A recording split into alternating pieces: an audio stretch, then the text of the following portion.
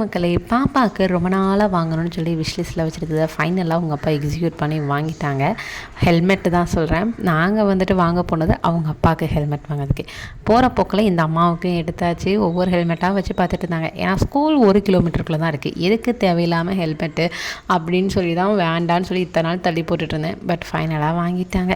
இத்தனை ஹெல்மெட்டில் இந்த அம்மாவுக்கு வந்து இந்த பிங்க் கலர் மேண்டையில் போட்டிருக்க பூச்சாண்டி படம் போட்ட ஹெல்மெட்டு தான் வேணும்ட்டா. ஸ்பைடர் மேலே தான் அந்த அம்மா சொல்லிட்டு இருந்தா. அதுவும் நல்லா தான் இருந்தது. நமக்கு வாங்குற ஹெல்மெட் ப்ரைஸை விட கிட்ஸுக்கு வாங்குற ஹெல்மெட் ப்ரைஸ் வந்துட்டு கொஞ்சம் எக்ஸ்பென்சிவ்னே சொல்லலாம். எனக்கு அப்படி தான் ஃபீல் ஆச்சு.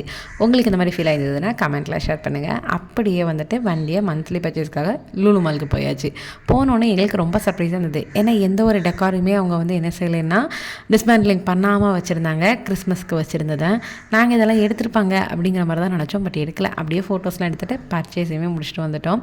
வருஷம் சூப்பர் தீமில் செய்வாங்க. இந்தியா பண்ணியிருந்த தீம் இதுதான்.